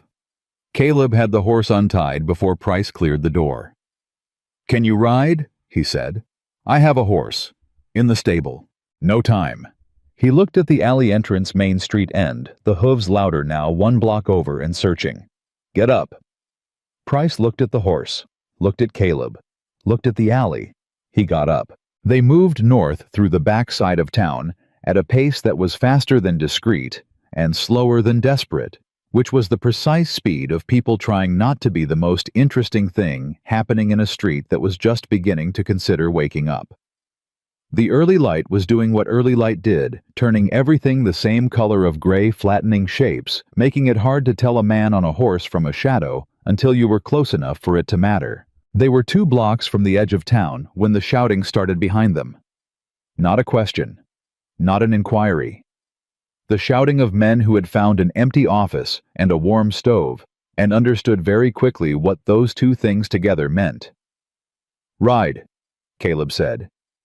Price was already leaning forward, the lockbox clutched against his chest, with both arms riding the way a man rode who had learned as a child and not practiced, since technically correct no elegance, pure intention. The ridge road came up fast, behind them hooves, 2 sets, maybe 3. The road pitched upward, and Caleb felt the horse strain into it and gave it everything he was asking for, which was everything he had, and the horse gave it back. Price's grip on the lockbox was going to leave bruises. Neither of them spoke. The math of pursuit was simple enough that it didn't require discussion. They either reached the tree line before the riders behind them got close enough for a clear shot, or they didn't. They reached the tree line. The first shot came 2 seconds later high and left the shot of a man firing uphill at a moving target in poor light, which was among the hardest shots that existed. It hit rock somewhere above them and scattered. The second shot didn't come. Not because the men below had given up, because the angle had closed the trees and the pitch of the road folding them out of sightline as effectively as a door swinging shut. Caleb slowed the horse to something the grade could sustain and listened. The pursuit sounds were receding, not because they'd stopped, but because the riders below were stopping. Calculating. Deciding whether following up a ridge road in growing daylight after a man who had lived on that mountain for 5 years was a reasonable use of their continued existence. Apparently it wasn't. He breathed. Price made a sound beside him that was not quite a word. "You all right?" Caleb said. "I've never been shot at before," Price said. "I know," Caleb said. "You get used to it." Price looked at him with an expression that suggested he had no intention of getting used to it, and found it faintly horrifying that someone might. The telegraph station came back into view 20 minutes later. Evelyn was at the door before they reached it. She had heard them coming, or heard the shots, or both, and she was standing with the revolver in her hand, and her eyes doing the quick inventory that Caleb had come to recognize as her default greeting for any situation that might require an immediate response. She saw Price, saw the lockbox. She put the revolver down. "Mr. Price," she said. Price got off the horse with considerably less grace than he'd gotten on. He straightened his coat. looked at Evelyn Harper with the expression of a man encountering someone he had known about professionally for a long time, and was now meeting in circumstances that were significantly more extreme than he had imagined. "Investigator Harper," he said. "You were burning documents when Mr. Walker found you," she said. Not an accusation. A statement clinical the way she stated everything. Price's jaw tightened. "I burned 2 boxes. Personal correspondence." Personal correspondence with Silas Crow. A pause. "Yes," he said. "How much of the title documentation survived?" He lifted the lockbox. "All of it," he said quietly. "I couldn't." He stopped, looked at the box in his arms, looked at something that wasn't in the room. 15 years. I've been keeping these for 15 years, telling myself they were insurance, telling myself that as long as I had them, I had options." His voice had gone flat in the way that voices went flat when a person was deciding to stop performing and just say the thing. "And then this morning, Crow's man came to the office before sunup and told me to burn everything and come to the Crow Ranch and wait for instructions, and I—" He stopped again. "And you didn't go," Evelyn said. "I started burning the correspondence," Price said. "But I couldn't burn the titles. I couldn't—" He shook his head. "Those titles represent real land, real families. People who settled on ground they thought was theirs, who built on it and worked it, and don't know yet that Crow has paper saying he owns what they're standing on. I know every one of those parcels. I know the families." He set the lockbox on the table beside the telegraph equipment. "I processed the fraud. I know I did. But I couldn't burn the evidence that might give those families their land back." The station was quiet. Evelyn looked at him for a long moment. "That decision," she said, "is the most important one you've made in 15 years. Price nodded slowly. The relief on his face was the kind that didn't feel like relief, yet the kind that came before you understood that the thing you'd been dreading was actually less terrible than carrying the weight of it had been. Caleb stood by the door and said nothing because this was not his moment, and he understood that. The telegraph key clicked. Evelyn was at it in 3 steps. She read it, and Caleb watched her face, and her face told him something significant had happened before she said a word. "Federal marshals departed the territorial capital at 5 this morning," she said. 7 men. Full warrant authority. She looked up. "Estimated arrival county line midday." Price exhaled. "That's 6 hours," Caleb said. "Closer to 5 now," she said. She looked at Price. "Crow will know the marshals are coming before they arrive. He has his man at the territorial office, which means Crow has 5 hours to do something about it," Caleb said. "What can he do?" Price said, and the question had a desperate hopefulness in it, the hope of someone who wanted to be told that the machinery now in motion was unstoppable, that they had passed the point where one man's power could reach it. Caleb and Evelyn looked at each other. "He can move the money," Evelyn said. "The land, he can't hide that. The titles are what they are, and we have them now. But Cash Holdings accounts assets he's built on top of the fraudulent foundation, those he can move if he has time." "He can run," Caleb said. Price shook his head. "Crow won't run. I've worked for that man for 15 years. He doesn't believe there's anything he can't buy or break or wait out." He said it with the weary certainty of someone describing a natural law. "He's going to come at this. He's going to come at you." "We know," Caleb said. "You don't understand." Price leaned forward. "He has 14 men, armed, loyal, or paid enough to act loyal, which is the same thing in the short run. And he has the county sheriff. Sheriff Holt has 6 deputies, all on Crow's money. That's 20 men minimum between now and when the federal marshals arrive. 20 men and 5 hours. He looked at them both. "And this station is exactly where he'll come first. Because this station is the evidence that the federal action is real." The silence that followed had weight. Evelyn was the one who broke it. "Then we don't stay here," she said. "We can't abandon the station," Caleb said. "The marshals need to be able to reach us on the line when they get close." "We don't abandon it," she said. "We make it defensible. and we make Crow understand that taking this station costs him more than leaving it does." She looked at Price. "How many people in this county know what Crow has been doing? Honestly, no, not suspect, no." Price thought about it. "A dozen, maybe. People who've seen enough to understand. Ranchers whose boundary lines shifted after Crow's men did a survey. A woman named Clara Marsh, whose homestead claim was disputed after her husband died. She's been fighting it in the county court for 3 years. She knows." "And they're afraid of Crow," Evelyn said. "Terrified." "Are they more afraid of him," she said, "or more afraid of what happens if he wins?" Price opened his mouth, closed it.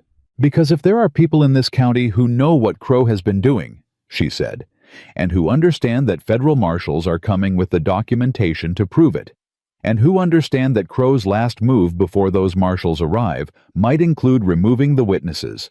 She let that sit. Fear of Crow and fear of what Crow will do are two different things. People stay quiet for the first one. People act for the second. "You want to tell them," Price said slowly.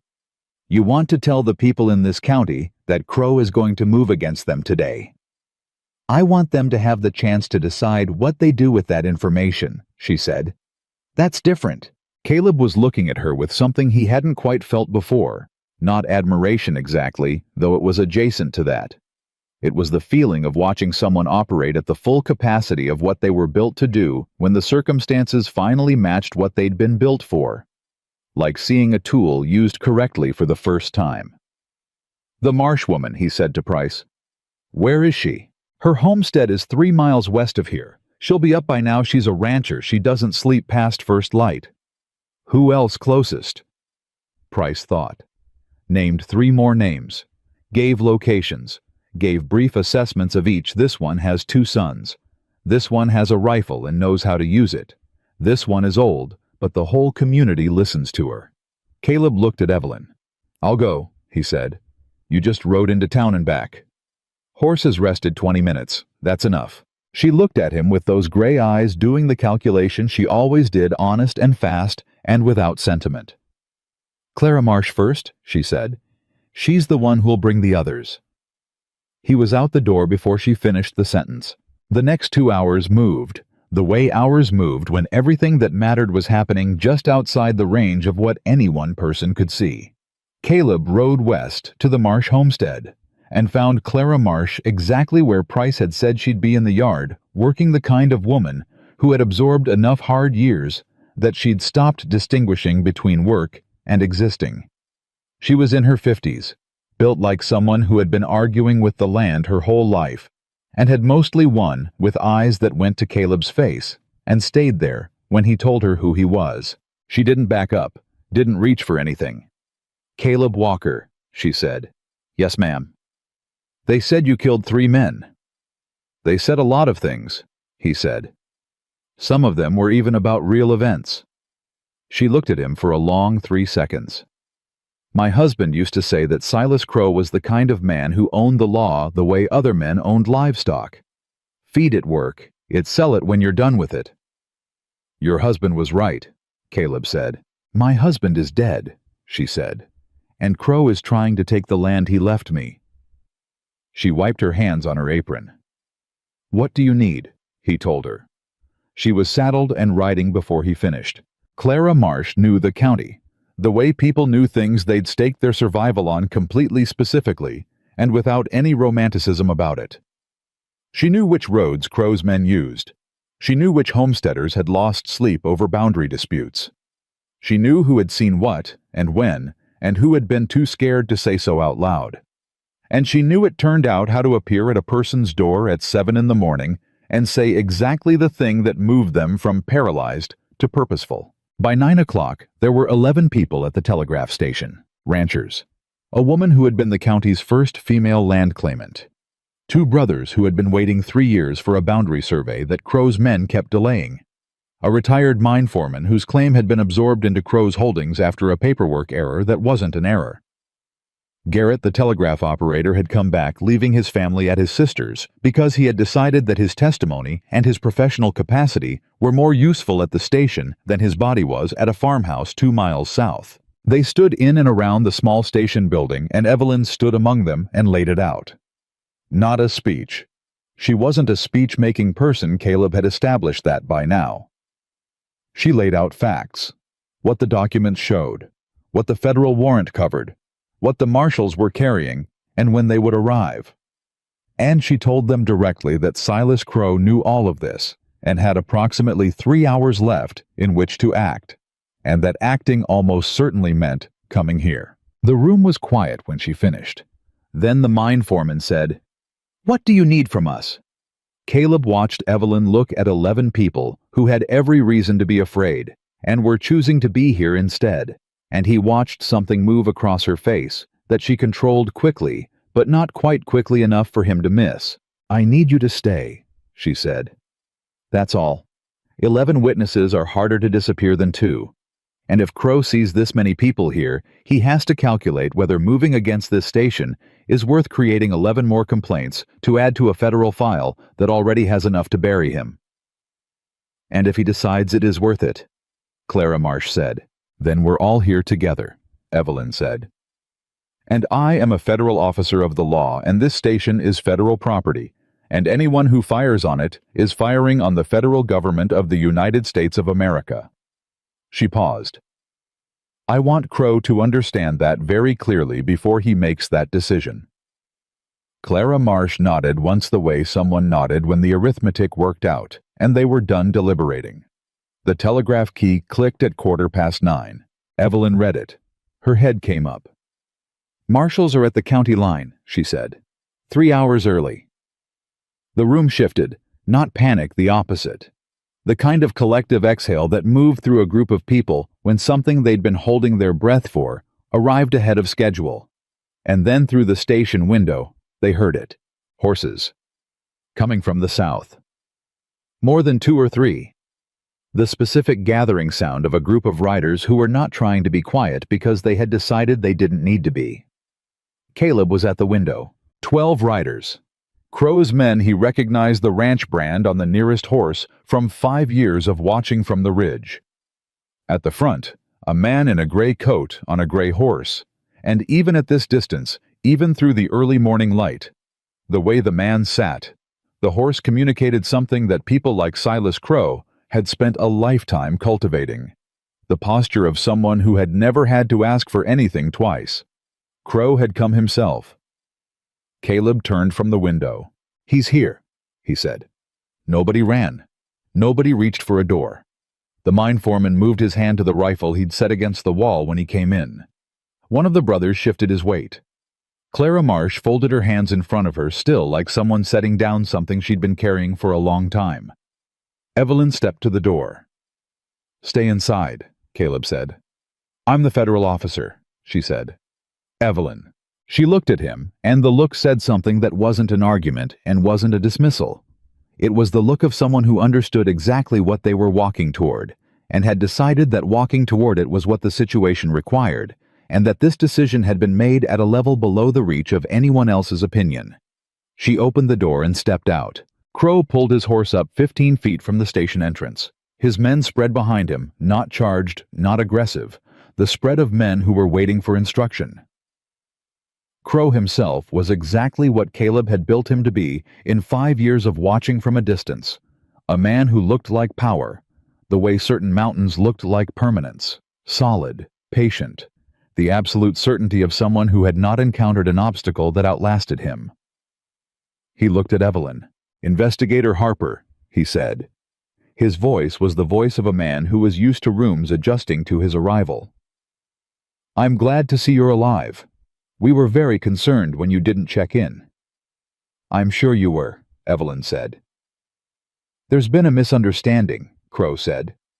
"A serious one, and I take responsibility for the actions of people in my employ who—" "Mr. Crow," Evelyn said, "I have a federal warrant signed by Judge Calvin Alderman in Denver authorizing the seizure and review of all land title records processed through this county's recording office for the past 15 years.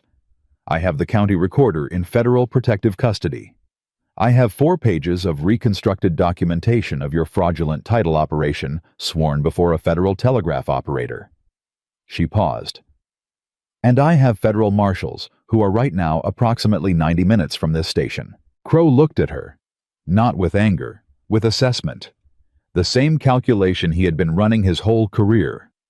Caleb understood the one where he identified the cost of a problem, and then identified the available means of eliminating it. "You're alone out here," Crow said. "Step back from the door," Caleb said. Crow's eyes moved to the station entrance, to Caleb standing in the doorframe, and then as Caleb stepped aside to the 11 people visible behind him, ranchers and witnesses and a retired mine foreman, and a woman who had been fighting for her dead husband's land for 3 years. Something shifted in Crow's face. Not much. Barely. But Caleb had spent 5 years learning to read small things from large distances, and he read it. Crow hadn't expected 11 people. "Those are my neighbors," Clara Marsh said from inside the station. Her voice carried clearly. "And I'd like you to look at them, Silas, because these are the people whose land you've been stealing." Crow looked at her. "Clara." "Don't," she said. "We're past your first name." One of Crow's men shifted in the saddle. Another one, younger at the back of the group, looked at the station, looked at the people inside it, and then looked at the road south with an expression that was doing very visible arithmetic. Crow saw it too. "Hold," he said low to his men. "Not a request." Then to Evelyn. "The warrant is based on fraudulent testimony. The records you claim to have are incomplete.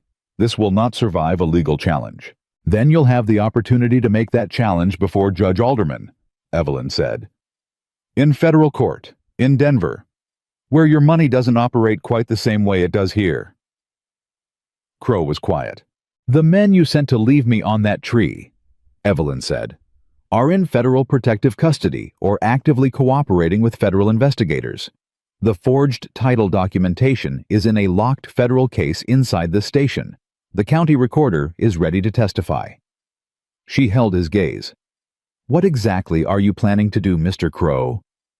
The question sat in the air between them, and Silas Crow, for the first time in 15 years, did not have an immediate answer. That was when the younger man at the back of the group turned his horse south. He didn't say anything. He just turned and rode slowly at first, and then faster, and the sound of it carried in the still morning air like a statement. 2 more men followed. Crow didn't turn to watch them go. He kept his eyes on Evelyn. But the going of those 3 men, the fracture line opening in the thing he had spent 15 years building, was in his face, even when his face was trying to not show it. "You think this is finished," he said. "I think federal marshals are 90 minutes from this station," she said. "And I think you have a choice about how the next 90 minutes go." A long silence. Then Crow said very quietly to the man directly to his right, his foreman, the one who had been with him longest. "Send someone to find Briggs." The foreman didn't move. "Send someone to find—" "Briggs is gone," the foreman said. His voice was flat, empty. The voice of a man who had just made a private accounting and arrived at a number he didn't like. Took his horse at first light, didn't say where. Crow absorbed that. Every man in his employ saw him absorb it. And the thing about a man who had never shown weakness in 15 years was that when weakness arrived, it arrived in a room that had no practice accommodating it. No category for it. His men had worked for a man who was impervious, and what they were looking at now was not impervious, and the effect of that on the group behind him was not subtle. Caleb watched it happen. The slow cellular restructuring of a group of men who had believed in something, and were now doing the math on whether they still did. "Mr. Crow," Evelyn said. Her voice was different now, not softer, but clearer. The voice she would use in a courtroom he understood. The voice of the law when the law was what it was supposed to be. "I am placing you under federal investigative hold, pending the arrival of the United States Marshals. You will dismount. Your men will stand down. And we will wait here together for the marshals to arrive." Crow looked at her. He looked at the station, at the 11 people, at the 3 empty spots where 3 of his men had been. He looked at Caleb, and Caleb Walker looked back at him from the doorframe of a federal telegraph station on the edge of a mountain county, with nothing in his face that was personal, and nothing that was triumphant. and nothing that was anything other than the plain, patient look of a man who had waited 5 years for this particular morning, and found that patience in the end was its own kind of power. Crow dismounted. He did it slowly, with the deliberateness of a man who was not surrendering, but was choosing and needed everyone watching to understand that distinction, even if the outcome was the same. His boots hit the ground. He handed his reins to no one and let them fall. His remaining men looked at each other. Then one by one they stepped down. The mine foreman inside the station let out a long, quiet breath. Clara Marsh made a sound that was not a word. Evelyn didn't move from where she stood. She waited until every man was off his horse, and then she said, "Thank you, Mr. Crow," in the tone of someone closing a ledger on a long account, and turned to walk back to the station door. She reached for the frame. Her hand missed. Caleb caught her before she hit the ground. She didn't lose consciousness. She was too stubborn for that, he was fairly certain, in a biological sense.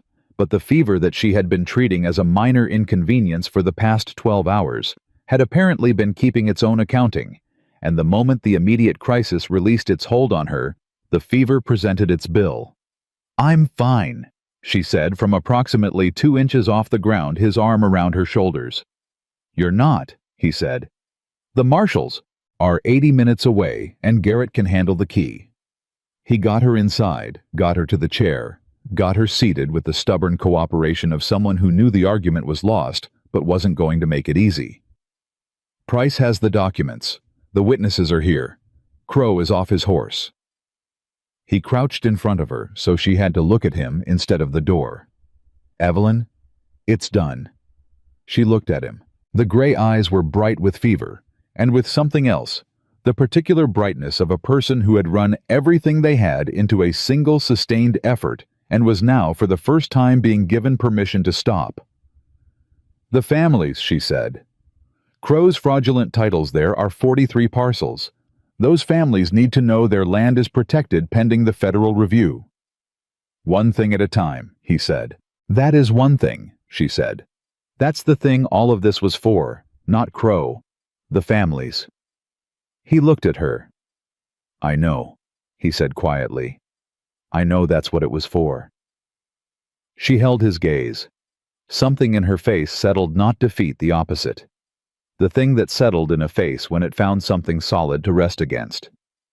80 minutes, she said. "Less by now," he said.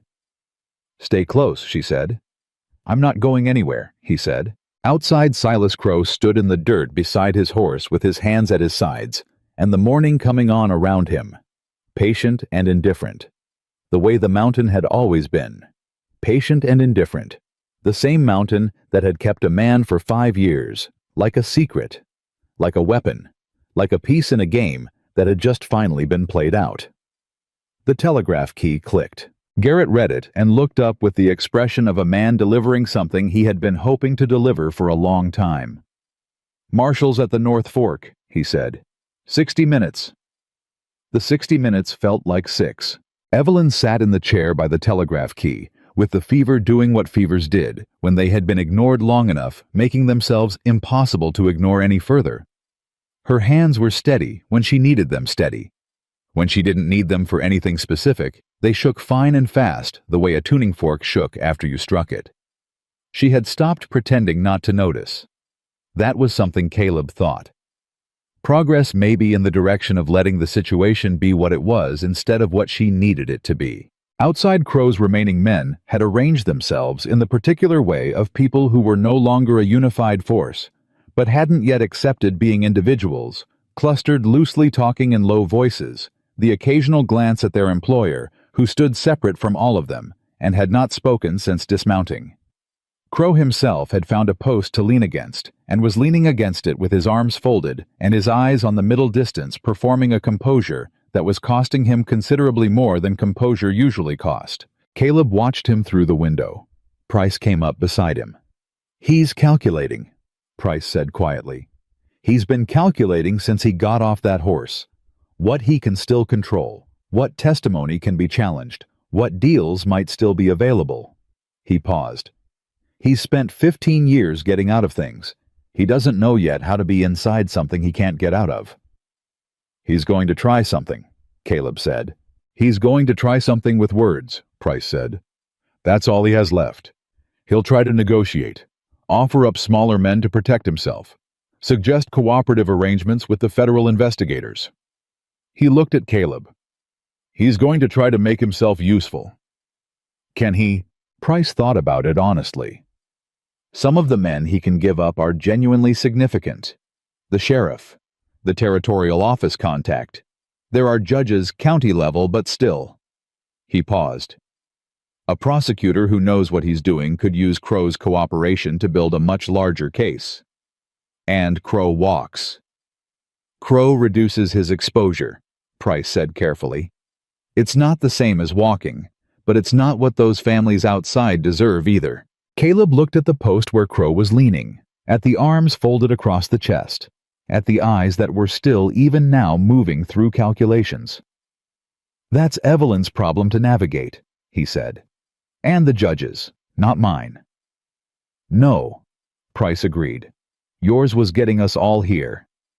The telegraph key clicked, and Garrett was on it before the sound finished. He looked up, said, Marshals are at Heron Creek Crossroads, 20 minutes. Evelyn tried to stand. Caleb's hand on her shoulder not heavy, just present. I need to be outside when they arrive, she said. You need to be upright when they arrive, he said. Which means you stay seated until they're close enough that standing is worth the cost. She looked at his hand on her shoulder. He didn't move it. You've gotten very comfortable telling a federal investigator what to do, she said. You've gotten very comfortable letting me, he said. She didn't answer that, but she stayed seated. The next 20 minutes had the specific quality that minutes had when a room full of people was all measuring the same distance. The 11 witnesses talked quietly among themselves. Garrett stayed at the key. Price sat with the lockbox between his feet and his hands laced over it like a man in church with a hymnal. Roy, who had come back from Garrett's sister's place an hour earlier, riding fast with the look of someone who had decided that delivering a family to safety was enough for one morning and that the rest of the morning belonged to the larger thing, stood near the door with the air of a man trying to occupy as little space as possible while still being present. Clara Marsh sat next to Evelyn and didn't say anything for a long time. Then she said, My husband would have liked you. Evelyn looked at her. He didn't have much patience for people who did the easy thing, Clara said. Said it was a character flaw he'd been watching spread across the county for 30 years. She looked at the window at the morning outside it. He saw Crow coming before most people did, tried to warn the county commissioners. They told him he was paranoid. A pause. 3 years after he died, Crow filed a dispute on our east boundary, called it a surveying error. I know, Evelyn said quietly. It's in the documentation. Your parcel is one of 43. Clara turned to look at her fully. All 43 get reviewed. All 43 get reviewed, Evelyn said. Under the federal warrant, every title Crow processed through Price's office is under scrutiny. The fraudulent ones get unwound. The families get their land confirmed. Clara was quiet for a moment. How long does that take? Federal land review. Evelyn paused, and Caleb could see her being honest with herself about the answer before she gave it to someone else. It won't be fast. Months, possibly longer. The legal process is long, Clara said. Yes. But it happens. It happens, Evelyn said. I'll make sure of it personally. Clara Marsh nodded. She reached over and put her hand briefly on top of Evelyn's, the gesture of a woman who had been tough for so long that tenderness had become something she deployed deliberately, like a tool she kept for specific occasions. Then she took her hand back and folded it in her lap, and was Clara Marsh again, still and solid and present. Caleb saw the whole thing and felt it somewhere he didn't have a precise name for. The sound came before the sight, the particular organized rhythm of multiple horses moving in formation, which was a different sound from a group of riders and a different sound still from a mob. Federal marshals moved like they knew exactly where they were going and had made their peace with the getting there. 7 horses, coming up the north road. Caleb looked at Evelyn. She was already standing. He didn't try to stop her. She walked to the door, and he was one step behind her, and they came out into the morning together. The lead marshal pulled his horse up and looked at the assembled scene with the practiced neutral eyes of a man whose job required him to arrive at complicated situations and assess them accurately before anything else. He saw Evelyn's badge, saw Crow standing by the post, saw 11 people outside a Federal Telegraph station and a group of riders who were clearly not unified and clearly not comfortable. He did all of this in about 4 seconds. "Investigator Harper," he said. "Marshal Dean," she said. And from the way she said the name, Caleb understood they had worked together before, not closely, but enough to have established a professional shorthand that was going to save them 15 minutes of introduction. "We got your message," Dean said. "We got the judge's warrant. And we got a secondary communication from a Deacon Price County recorder requesting federal protective custody." He looked at Price, who had come out behind them. "That you?" "Yes, sir," Price said. His voice only cracked slightly. Dean looked at Crow. "Silas Crow," he said. "Marshal," Crow said. His voice was completely controlled, completely present, the voice of a man who had decided the calculation was complete and had arrived at a strategy. "I'm glad you're here. There are some serious misrepresentations in whatever communication you received, and I'd like the opportunity to address them with."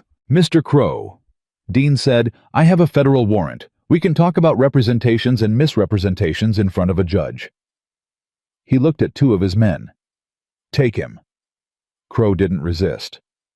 He had known it was coming. Caleb could see that. He had spent the last 60 minutes making his peace with being taken and redirecting all his energy toward what came after. He let them put the restraints on him with the air of a man who was already drafting his first statement to his attorney. But as they walked him past Caleb, past the man he had framed and contained, and planned to use and lost, Crow stopped. His escort stopped with him. He looked at Caleb directly for the first time since arriving at the station. "You know this doesn't clear you," Crow said. "Whatever happens to me, you're still a wanted man, still a fugitive. That doesn't automatically—" "I know," Caleb said. Crow seemed to have expected argument. The absence of it moved through him like something he hadn't prepared for. "Then why?" he said. Not strategy now. Something almost genuine, the confusion of a man who had built his entire world on transactions and couldn't locate the transaction in what Caleb had done. "You could have stayed on that mountain. Safe, hidden. I wasn't going to move against you unless I needed to. You could have just—" "There was a boy," Caleb said. "3 years ago. River bend south of the county line." Crow looked at him. "I didn't cut him down in time," Caleb said. "I wasn't going to make that same choice twice." Something went through Crow's face. What it was, Caleb couldn't fully name, not guilt, because he didn't think Crow had the equipment for guilt in any form he would have recognized. But something. The flicker of a thing encountering a value system so different from its own that it couldn't find purchase anywhere. The marshals moved Crow forward. He didn't look back. Dean had dismounted and was talking to Evelyn in the careful, abbreviated way that law enforcement professionals talked when they were exchanging operational information. Quick, precise, all the important things, and none of the surrounding ones. Caleb stayed close enough to hear, but didn't insert himself. This was her territory, her language, her professional world, reassembling itself around her after a night that had come very close to ending it entirely. "The documentation Price has in that box," Evelyn was saying, "cross-references with everything I sent in the original message. The forged titles are identifiable by registration date, and the recording stamp Price used a secondary stamp on the fraudulent ones, a habit he says that he can't entirely explain, except that some part of him wanted them to be distinguishable if it ever came to that." "Smart habit," Dean said. "Or conscience," Evelyn said. Working slowly. Dean looked at her, really looked, taking in the head wound and the fever brightness, and the fact that she was standing here conducting a professional debrief on what was clearly a body running on its last reserves. "Harper," he said. "How bad?" "I'm functional." "That's not what I asked." She met his eyes. Head wound 20 hours ago. Fever set in around midnight. I've been running it since. You need a doctor. I need to brief you on the 43 parcels and ensure the witness interviews are conducted in the correct sequence so that Crow's defense team can't argue contamination. She held his gaze. Then I need a doctor. Dean looked at her for a moment. 20 minutes, he said. 30, she said. 25. Done, she said. Caleb almost smiled. He went to find water. The next 2 hours were the organized chaos of a federal operation arriving at a situation that was mostly resolved but needed to be formally processed. Statements taken. Documents logged the chain of custody for Price's lockbox, established through the correct procedural steps, so that nothing Crow's defense could argue would find purchase in the way the evidence had been handled. Dean ran it with the efficiency of someone who had done this before, and his 6 deputies moved through the assembled witnesses with the systematic thoroughness of people who understood that the quality of this morning's work would determine how much of it survived contact with a courtroom. Roy gave his statement to a deputy named Callum, who had a face so young it seemed improbable he'd been sworn into anything, and Roy told it straight and complete, including his own role, including Briggs, including the order that had come down from Deacon Price, and who Price had received it from. He told it with the stumbling, unpolished honesty of someone who had decided that cleaning the wound was better than letting it fester. And Callum wrote it down in full and told Roy he'd done the right thing, and Roy looked like he wasn't sure yet whether that was true, but was willing to work toward believing it. Clara Marsh gave her statement last, and she gave it the way she gave everything, directly without adornment. The plain account of 15 years of watching something wrong happen in a county she had lived in her whole life and being unable to stop it. When she finished, she sat for a moment with her hands in her lap, and then she looked at the deputy across from her and said, "My east boundary. Will I know the outcome before winter?" The deputy looked uncertain. "The federal review process," he started. "Will she know before winter?" Evelyn said from 2 feet away, where she had been leaning against the wall and had not technically been part of this interview. The deputy looked at her, at the badge, at the expression on her face that made the question feel less like a question and more like a professional commitment being established in the presence of a witness. "I'll make sure of it personally, ma'am," he said to Clara. Clara looked at Evelyn. Evelyn looked back. "Thank you," Clara said. To the deputy, to Evelyn, to the room in general, or maybe to the particular convergence of things that had put her here on this morning. Caleb was outside when it happened. He had stepped out during Roy's statement because there was only so much contained space and contained air and contained human urgency he could absorb before needing the open above him. The plain sky, something that didn't require anything from him for a few minutes. He stood at the edge of the station's small cleared area and looked north toward the ridge. Toward the mountain he could feel more than see from here. Its presence, its particular quality of existing, on a scale that made human events feel appropriately sized. Marshal Dean came to stand beside him. They stood in silence for a moment. "Evelyn tells me you've been on that mountain 5 years, Dean said. "Thereabouts." "Framed for the Duff killings." "Yes." Dean was quiet. He was a careful man, not cold, but careful, the kind who chose his words after he'd found them, rather than while he was looking. "The warrant on you was issued out of this county," he said. "Sheriff Holt's office originally, co-signed by the Territorial Marshal's office." He paused. "Sheriff Holt is currently in federal custody. The Territorial Marshal who co-signed that warrant retired 2 years ago, and his replacement has been conducting an internal review of case files from the prior administration." Caleb turned to look at him. "The Duff case file," Dean said, "based on what I've received this morning from Investigator Harper's documentation and from the county recorder's testimony, is going to be part of that review." He held Caleb's gaze. "I can't promise you an outcome. I'm not in a position to promise outcomes. But I can tell you that the foundation that warrant was built on is the same foundation that's currently being disassembled piece by piece inside that station. And foundations matter in law." Caleb looked at him.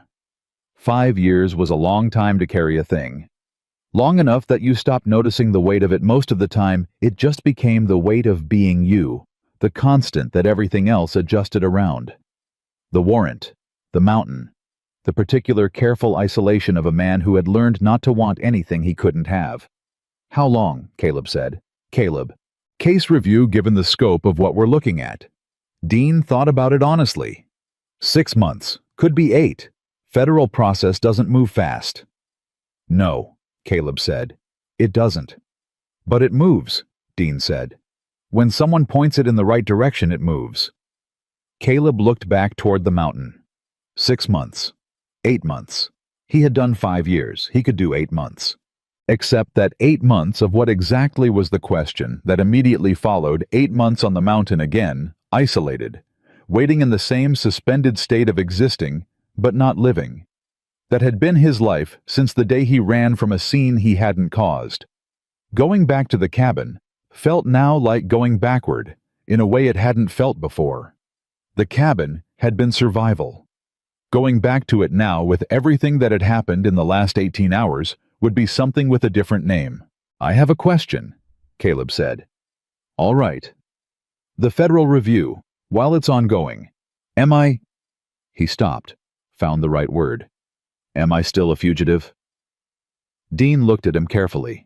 Technically, he said the warrant is still active until it's formally vacated. He paused. But a federal marshal has some discretion around pursuit priorities. And my pursuit priorities today are Silas Crow, the county sheriff, a territorial office contact, and several additional parties to be named as the investigation develops. He looked directly at Caleb. A man who spent the night helping a federal investigator send critical evidence to Denver and then personally rode into town to retrieve a material witness is not at this moment anywhere near the top of my priority list. Caleb understood what was being said and what was not being said, and the space between those two things in which he was apparently being given permission to exist for a while. Thank you, Marshal, he said. Don't thank me, Dean said. Stay out of trouble. I've been staying out of trouble for 5 years. Dean made a sound that might have been a laugh. You have a very interesting definition of that phrase. He turned back toward the station. Harper's asking for you. He found her inside in the chair she had finally accepted as a reasonable compromise with her body, with a fresh dressing on her head wound that one of the deputies who apparently had field medical training had applied with considerably more competence than Caleb's pine pitch and cloth. The fever was still in her face, but differently flatter the edge of it coming down the way a fire went from active to settling. She looked up when he came in. Dean talked to you, she said. He did. About the review. Yes. She watched him. You're not going back up the mountain. It wasn't a question. He looked at her for a moment, this woman who had spent 12 hours being right about nearly everything, and thought about the accuracy of that in the context of what he'd been thinking about while standing outside with Dean. Not today, he said. Where will you go? He thought about it. There are 43 families, he said, who are going to find out in the next few days that their land ownership is under federal review, that the ground they've been working might be contested. He looked at her. Someone should probably explain to each of them what the review means, what the process is, what their rights are while it's ongoing. He paused. Someone who knows the county, who knows the mountain, who knows the back roads and which families are scared and which ones are angry, and what the difference matters. Evelyn looked at him for a long moment. That person would need to stay in the county, she said. Yes, and be reachable for the review process in case additional testimony is needed. That would make sense. And they would need somewhere to stay, she said. That wasn't a hole in a rock on a mountain. Also true. Something moved across her face. The thing that wasn't quite a smile, but was its own specific thing. The thing that arrived when Evelyn Harper found a situation honest and acknowledged it as such. Clara Marsh has a bunkhouse, she said. She told me this morning she's been running it empty since her last hand left in the spring. I expect she'd consider a reasonable arrangement for someone who was willing to help a one-woman operation get through the fall workload. She held his gaze. Hypothetically. Hypothetically, he said. She held out her hand. He looked at it. The steadiness of it despite everything the last 18 hours had asked of it. The deliberateness of the gesture. Evelyn Harper didn't do anything accidentally, and extending a hand meant exactly what it meant. He took it. Not a handshake, not exactly. The grip lasted a moment longer than professional, a moment shorter than everything that hadn't been said yet, but was starting to take up the kind of space between two people that eventually required either addressing or permanent avoidance. They were both, he suspected, more inclined toward addressing. She released his hand. "The 43 families," she said. "The 43 families," he agreed. "Start with Clara," she said. "She'll know the best order." He nodded, turned to go. "Caleb." He turned back. She was looking at him with the gray eyes that had been doing accurate work since the moment they opened on a mountainside and decided in the space of a few seconds that he was not what they'd been told he was. "You asked me once," she said, "why I believed you, when I didn't have to." "I remember. Because I've been doing this job for 8 years," she said, "and I've learned that the truth has a sound. It's not the same as confidence, and it's not the same as desperation, and it doesn't change under pressure the way a lie does." She paused. "When you told me you didn't kill those men, it had the sound." He held that. 5 years of no one asking. 5 years of the question either absent or already answered with a gun. "Thank you," he said. He meant it in the way that a man meant a thing he'd been waiting to say for so long, that saying it was both simpler and larger than he'd imagined. "Go talk to Clara," she said. Her voice had gone softer than usual, not weak, not the softness of someone losing ground, but the softness of someone who had stopped needing the armor for a minute. He went. Clara Marsh was outside with 2 of the neighbors who had come to the station that morning, standing in the particular configuration of people who were not quite done processing the last several hours, but were beginning cautiously to talk about what came next. She looked up when Caleb approached. "Investigator Harper says you have a bunkhouse," he said. Clara looked at him steadily.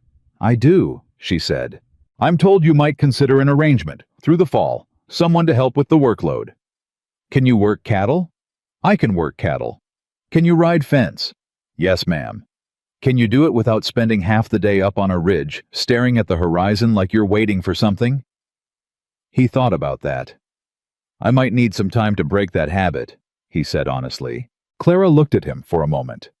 Then she made a sound that was unmistakably a laugh, short, dry, the laugh of someone who had not had occasion to laugh recently and was finding it slightly unfamiliar. "Come out this afternoon," she said. "We'll talk about terms." He nodded, turned. "Mr. Walker," she said. He turned back. "My husband's name was Thomas," she said. "He was a good man, fair man. He believed that a county was only as honest as the people in it who refused to look away." She looked at him directly. "He would have shaken your hand this morning." He tipped his hat to her. "I'd have been honored, ma'am," he said. The morning had fully arrived by then, the sun doing what August sun did when it had gotten its work cut out for it, burning off whatever softness the early hours had allowed and settling into the plain hard business of a summer day in the high country. The federal marshals moved through the area with their organized, purposeful motion. Crow's remaining men had been sorted, some detained, some released with the specific understanding that cooperation was the only remaining currency that had any value. Price sat with a deputy in the shade of the station wall, working through the lockbox contents, page by page, in the methodical way of someone who had decided that thoroughness was the only path through and was committed to walking every inch of it. Roy found Caleb before he got to his horse. "What happens to me?" Roy said, direct. The question of someone who had decided to stop dancing around the edge of the thing he was most afraid of. "You cooperated," Caleb said. "You testified. You protected Garrett and his family." He looked at him. "What happens to you is between you and the federal prosecutor and whatever deal Dean's office puts together. But cooperation has a value. You showed it this morning." Roy looked at the ground. "I didn't know it was going to be a person. When Briggs said we were making sure someone stayed put, I didn't know it was going to be..." Roy, Caleb said. Roy looked up. Tell that to the prosecutor, Caleb said. Exactly like that. Don't clean it up. Don't make it smaller than it was or larger than it was. Just say it like you said it to me. He held the young man's gaze. The truth has a sound. Make sure yours has it. Roy nodded, slowly, with the look of someone taking on a weight that was the appropriate weight for the things they'd done, and deciding that carrying it honestly was better than putting it down. Caleb got on his horse.